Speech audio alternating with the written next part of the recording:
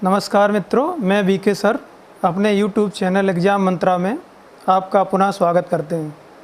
जैसा कि कल मैंने आपको बायोलॉजी के इंट्रोडक्शन के बारे में बताया था, तो आज मैं उसी टॉपिक को आगे कंटिन्यू करता हूं। तो आज मैं आपको लिविंग और नॉन लिविंग इसके बीच में क्या अंतर है, डिफरेंस, इसकी मैं चर्चा आपके सामने कर रहा हूं। तो लिविंग जो होते हैं, सजीव जो होते हैं, इनमें जीवन होता है, लाइफ होती है, और निर्जीव में लाइफ नहीं होती है। तो हम सबसे पहले इसमें पॉइंट में आपकी चर्चा करेंगे। पहला पॉइंट इसमें होता है, इसमें जो सजीव होते हैं इनमें होता है पोषण, न्यूट्रिशन जिसे हम लोग बोलते हैं, और ये निर्जीव में पोषण नहीं होता है। दूसरा पॉइंट में हम इस डिफरेंस को देख सकते हैं, सजीव जो होते हैं इनमें श्वसन होता है, जिसे हम लोग रेस्पिरेशन कहते हैं, निर्जीव में नहीं होता है। और तीसरा पॉइंट है आपका, इनमें सजीवों में पाचन होता है और निर्जीवों में नहीं होता है, डाइजेशन जिसको बोलते हैं हम लोग। और चौथा पॉइंट आपका आता है, सजीवों में वृद्धि होता है, जिसे हम लोग ग्रोथ कहते हैं, और ये निर्जीव में नहीं होती है। और पांचवा पॉइंट इसमें देख सकते हैं, सजीवों में होता है आपका गति एवं गमन, इसको बोलते हैं हम लोग मूवमेंट एंड लोकोमोशन, और ये निर्जीवों में नहीं होता है। छठा पॉइंट इसमें आता है आपका कि सजीवों में जो है प्रजनन होता है, जिसको हम लोग बोलते हैं रिप्रोडक्शन, और ये निर्जीवों में नहीं होता है। तो इस प्रकार आपने देखा, हम लोग सजीव और निर्जीव में अंतर कर सकते हैं। जो बेसिक डिफरेंस होता है लिविंग और नॉन लिविंग में, इसमें आपको कोई डाउट नहीं होना चाहिए।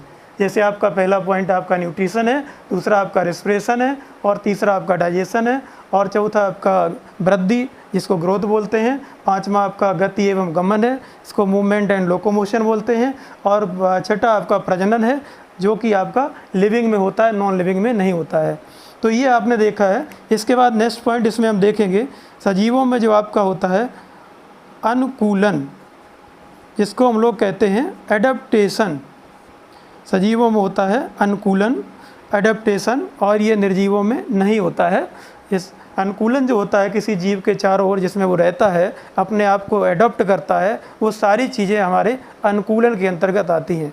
और सजीवों में एक और विशेष करैक्टर होता है, जिसको हम लोग कहते हैं संवेदनशीलता, सेंसिटिविटी, और ये संवेदनशीलता निर्जीवों के अंदर नहीं पाई जाती है।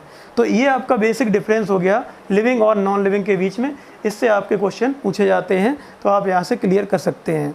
इसके बाद आपके आगे, कल मैंने आपको बताया था, सजीव और निर्जीव को जो जोड़ने वाली कड़ी है, उसके बीच में जो कनेक्टिंग लिंक है, वो अब मैंने आपको बताया था, चर्चा की थी, विषाणु या वायरस है, और जिसमें दोनों के करैक्टर पाए जाते हैं। तो इसी विषाणु या वायरस की हम चर्चा करते हैं। विषाणु या वायरस, ये विष, देखिए यहाँ पे विषाणु का हम देखेंगे तो विष धन अणु, विषाणु का संधि विच्छेद करेंगे तो विष होता है जहर, अणु जहर का अणु है, पॉइजनस सब्सटेंस है। तो वायरस के बारे में हम लोग बात करते हैं। तो जो वायरस होते हैं ये आपके न्यूक्लिक एसिड के बने होते हैं, जिसको हम लोग आनुवांशिक पदार्थ कहते हैं, और प्रोटीन के बने होते हैं। तो ये पिछली बार इसमें आपके यूपी टेट हो, चाहे सेंट्रल टीटी हो, या पुलिस हो, या एसआई हो, या एसएससी हो, रेलवे हो, बीईओ हो, सभी एग्जाम में इस प्रकार के क्वेश्चन आपके पूछे जाते हैं। तो वायरस जो होता है, ये 3 प्रकार के वायरस होते हैं आपके, और ये बने किसके होते हैं? सबसे पहले तो ध्यान रखेंगे न्यूक्लिक एसिड एंड प्रोटीन के, जिसे हम लोग न्यूक्लियो प्रोटीन भी कहते हैं। तो आपके वायरस 3 प्रकार के हो गए। 3 प्रकार के वायरस कौन कौन से हो गए, इनके बारे में देखते हैं। सबसे पहला होता है आपका प्लांट वायरस, प्लांट वायरस जिसको हिंदी में बोलते हैं पादप विषाणु। दूसरा आता है एनिमल वायरस, जिसको हम लोग बोलते हैं जंतु विषाणु। और तीसरा आता है बैक्टीरियोफेज, बैक्टीरियोफेज जिसको हम लोग बोलते हैं जीवाणु भोजी विषाणु। तो एक एक करके इनका हिंदी जान लेते हैं। पहला ये है पादप विषाणु, दूसरा है आपका जंतु विषाणु, जंतु विषाणु, और तीसरा है आपका जीवाणु भोजी, जीवाणु भोजी विषाणु। तो देखिए तीनों में कैसे डिफरेंस हम लोग कर पाएंगे, बहुत आसान है, कुछ भी इसमें ऐसा कुछ नहीं है। देखिए प्लांट वायरस, प्लांट का मतलब होता है प्लांट, पादप या पौधे। ऐसे वायरस जो पौधों को रोग फैलाते हैं, पौधों को संक्रमित करते हैं, या पौधों में जो रोग प्रभावित करते हैं, प्लांट वायरस कहलाते हैं। और ये जो प्लांट वायरस होता है, इनकी एक विशेषता है, इनमें जो जेनेटिक मटेरियल होता है, आनुवांशिक पदार्थ होता है, वो आरएनए होता है। तो आपसे जनरली पूछा जाए कि प्लांट वायरस में सामान्यतः क्या पाया जाता है, जनरली क्या पाया जाता है, या मोस्टली क्या पाया जाता है, तो आप आंसर होगा आरएनए। ये न्यूक्लिक एसिड होता है इसका, आनुवांशिक पदार्थ जिसे हम लोग बोलते हैं। ऐसे ही आपसे पूछा जाए कि जंतु विषाणु जो होते हैं, तो ये जंतुओं में इन्फेक्ट करते हैं, जंतुओं को संक्रमित करते हैं, जंतुओं में रोग फैलाते हैं। हम लोग इस तरीके से कि कुछ भी भाषा से आप समझ सकते हैं। तो जंतु विषाणु जो होते हैं, इनमें पाया जाता है आपका डीएनए। तो एक ये बेसिक डिफरेंस हो गया। जितने भी एनिमल वायरस है, उनका जो जेनेटिक मटेरियल होता है वो डीएनए होता है। ऐसे इसमें देख सकते हैं जो आपका बैक्टीरियोफेज है, इसमें आरएनए भी हो सकता है और डीएनए भी हो सकता है। तो यहाँ से आपने देखा कि ये कैसे हम लोग अंतर कर पाएंगे।